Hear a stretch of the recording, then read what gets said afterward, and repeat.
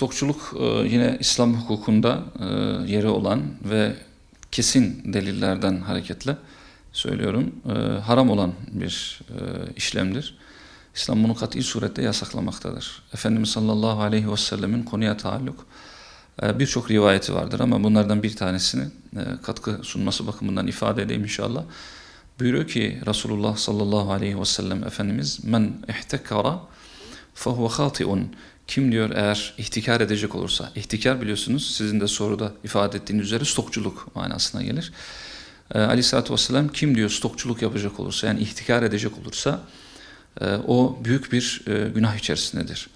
Şimdi tabi burada en azından katkı sağlaması bakımından hepimiz stokçuluğun yaygın jargonda ne manaya geldiğini biliyoruz ama çok daha teknik olarak aslında bir karşılığı var. Yani haram olan stokçuluğun hangi manadaki stokçuluk olduğunu da ifade etmek lazım.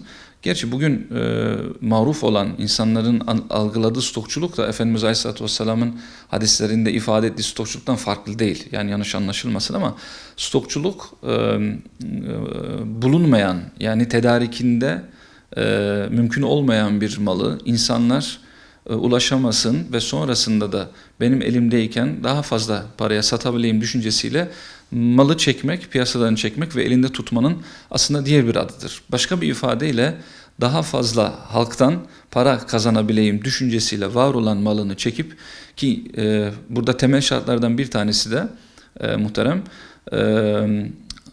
halkın o mala erişemiyor olması şartı. Mesela eğer ki halk o mala kişinin tekeline çekmeye çalıştığı o ürüne başka bir yerde ulaşabiliyorsa zaten o ihtikar olmaz.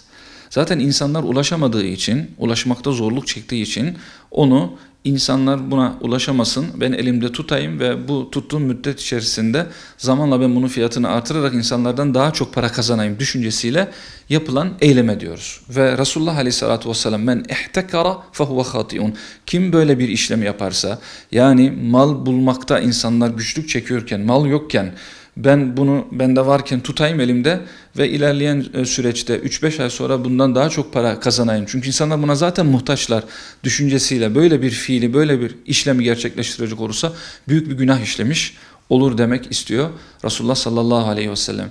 Ve biz bugün maalesef kapitalist sistemin çarkında yine ezilen insanlar olarak ve özellikle Müslümanlar olarak böylesi bir işlemin yaygın olduğunu da görüyoruz. Mal bulmakta en basitinden çok değil. Bundan 3-5 ay önce pandemi sürecinde biz bunu zeytinyağı ya da ayçiçek yağı bulma noktasında insanlar zorlandığını hissettiği anda firmalar bunu çekip daha pahalıya satma girişimleri olmadı mı? Ki devlet bunu murakabe etmelidir. Öyle sözde değil. Ciddi manada devlet kullukum ra'in vel imamu ra'in fehuve mesulun an ra'iyetihi. İmam yani devlet başkanı, yönetici mesuldür. Kimden? Tabanından, halkından, üzerinde hüküm sürdüğü insanlarından, tebaasından sorumludur diyor Resulullah sallallahu aleyhi ve sellem. Dolayısıyla devlet bu stokçuların, ihtikar edenlerin önüne geçme konusunda birinci sorumluluğa sahiptir. Tabi mesela kişi Rabbi ile olan bağını kesebilir. Kopmuştur. Masiyet işler, günah işler, diğer fiillerde olduğu gibi içki, kumar, işte zina, la kaddarallah. Bunlarda olduğu gibi bir firma örneğin böyle bir ihtikar desisesine düşmüş olabilir ama burada onun günah işlemesinin de ötesinde devletin bunu murakabe etmesi ve devletin kapitalistleri, zenginleri daha çok zengin yapan böylesi bir işleyişe, çarka müsaade etmemelidir. Bu belki de ihtikar konusuyla alakalı söylenmesi gereken en önemli şeylerden bir tanesidir.